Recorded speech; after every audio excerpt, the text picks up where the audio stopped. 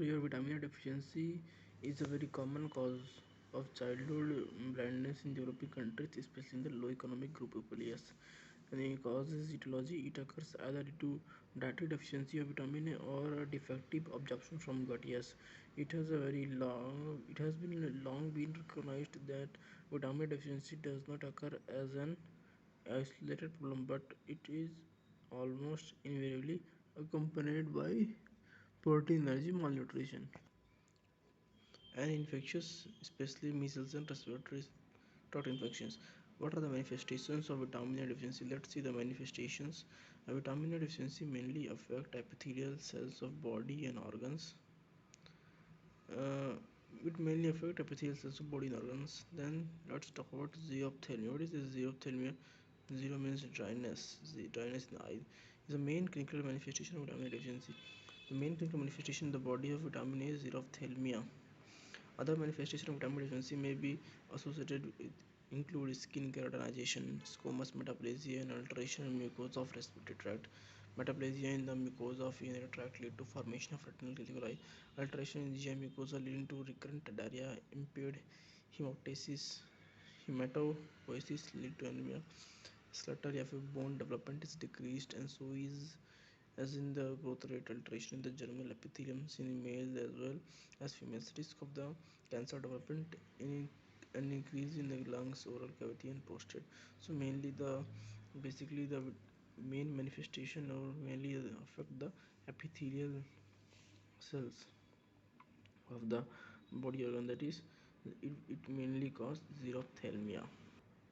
This term xerophthalmia it cover all the This xerophthalmia covers all the ocular manifestation of vitamin A deficiency, including not only the structural change affecting the conjunctiva, cornea, and occasionally retina, but also the biophysical disorder of retinal rods and cones function. Means xerophthalmia include the conjunctiva, structural change in conjunctiva, cornea, retina, but also include the biophysical disorders of retinal rods and cones function.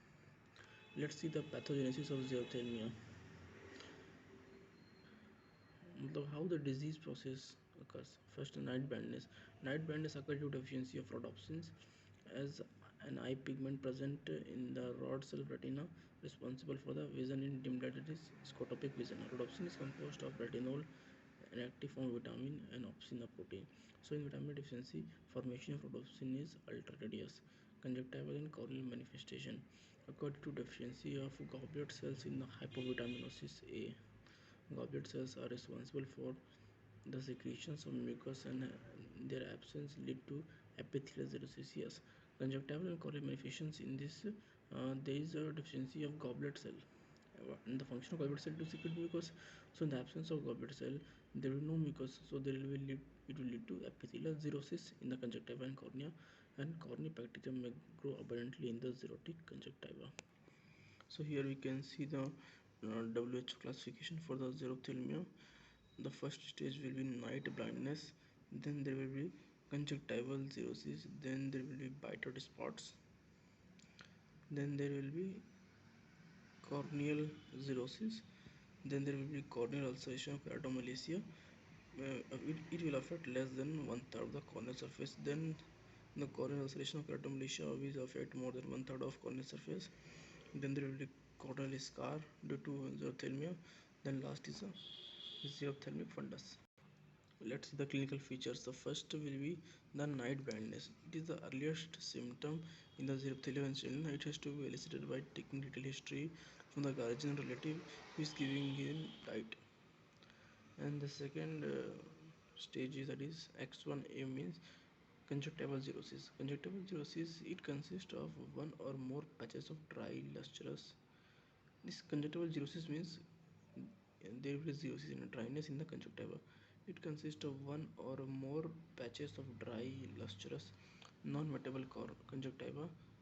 Means in this we will see one or more patches of dry, lustrous, non-wettable conjunctiva, which has been well described as emerging like sand bank at a receding tide.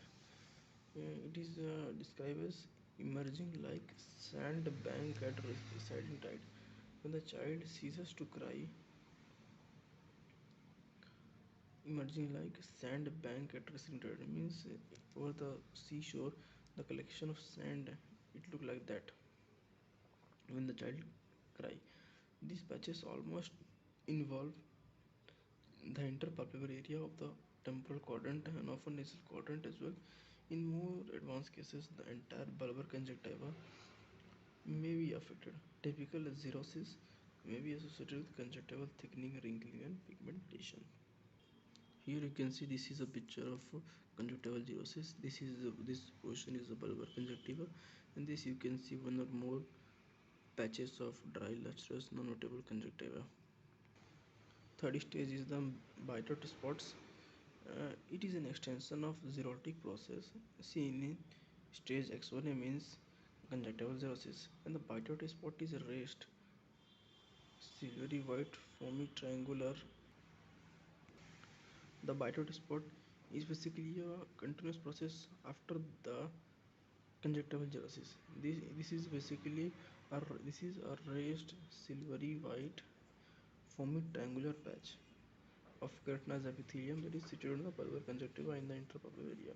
Means after the conjunctival xerosis, these bitote spots occur. This is basically a raised silvery white foamy triangular patch of keratinized epithelium. Means it is slightly raised over the conjunctiva, bulbar conjunctiva, and it is silvery in white and it is a foamy triangular patch of keratinized epithelium on the bulbar conjunctiva. It is usually bilateral and temporal. It is less frequently nasal. This is a picture of bitote spot. You can see this is a bulbar conjunctiva, and here you can see this is a white patches. You can see one or more patches here. This is raised on the conjunctiva. It is silvery white. It is a foamy triangular patch of keratinized epithelium on the conjunctiva. The next stage is X2, that is corneal xerosis. The earliest change in the cornea is punctate keratopathy. Punctate means dot-like keratopathy, which begins in the lower nasal quadrant, followed by haziness or granular pebbly dryness involving cornea lack the luster. So here this stage is X2 stage, that is known as corneal xerosis, and the earliest change is a punctate keratopathy will be seen in the lower nasal quadrant. Yes, and then it is followed by the haziness or granular pebbly dryness involving black cornea. You can see this is a picture of corneal xerosis. Here this is conjunctiva and this is the cornea transparent structure. The earliest change will be punctate keratopathy means dot-like keratopathy will be seen in the nasal quadrant. This is corneal xerosis. Let's move to the next stage, that is X3A and X3B, that is known as corneal ulceration or keratomalacia. This X3M is involving less than one third. X3B is involving more than one third of the cornea. This stage is corneal ulceration or keratomalacia. After corneal xerosis, there will be corneal ulceration or keratomalacia. Stromal defects occur in the late stage due to colligative necrosis and take several forms. But here is saying that stromal defects occur in late stage due to colligative necrosis and take several forms. Small ulcers 1 to 3 mm occurs peripherally. They are characteristically circular, steep margins and sharply demarcated. Large ulcer areas of necrosis may extend centrally or involve the entire cornea. If inappropriate therapy is instituted immediately, stromal defects involve less than one third of corneal surface. Usually heals leaves some useful vision. However, larger stromal defects commonly result in blindness. This is stage X3, that is keratomalacia or ulcer involving less than one third of the cornea. So you can see this is a small ulcer 1 to 3 mm in size. This is a cornea and this is involving the peripheral part of cornea, so it is less than one third. Then next stage is same, that is keratomalacia but involving more than one third ulcer. Like this is a cornea. The ulcer is like this. You can see more than one third approx he is involving. Then let's come to the next stage after the corneal. So that is corneal scar formation.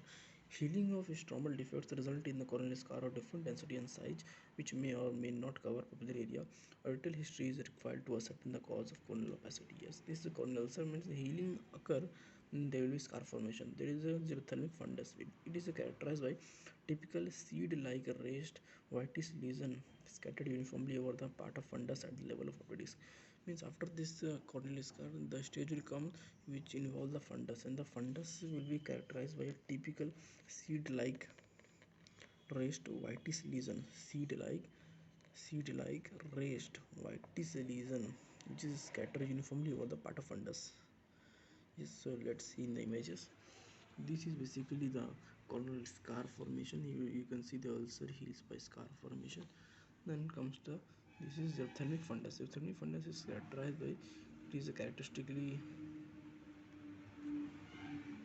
seed like, okay, it is raised means elevated, and it is a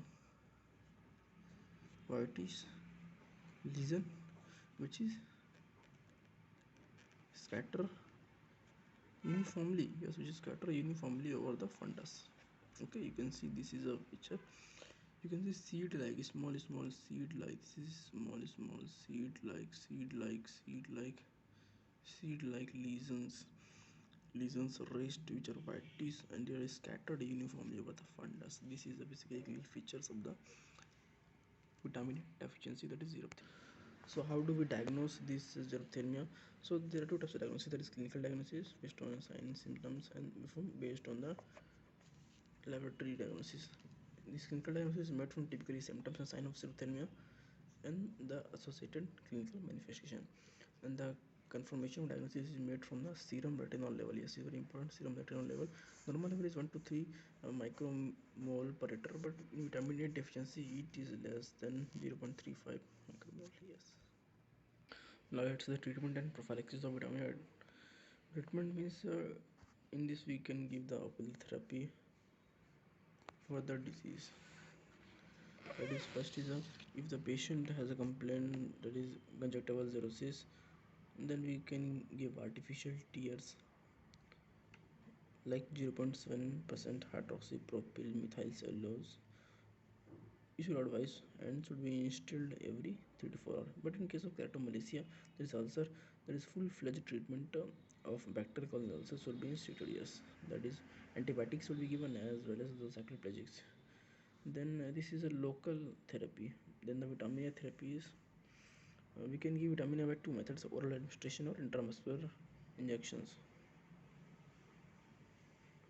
Then, but most commonly oral is given, intramuscular given in cases where the person is suffering from repeated vomiting and diarrhea. Yes. So what are the schedules of vitamin A therapy? That is, first is all patient whose age is more than 1 year, uh, they can take 2 lakh international unit of vitamin A orally or 1 lakh international unit of vitamin A intramuscularly. Then if child age is less than 1 year, then the dose will be half. And if the, and your most important thing is, if there is a woman of reproductive age group, then there will be only 10,000 international unit of vitamin A given orally. Yes. And the prophylaxis, now come the treatment is over, now comes the prophylaxis. This prophylaxis against xerophthalmia is basically by the vaccine, which is started from the 9 month of the infant. So this was the vitamin A deficiency.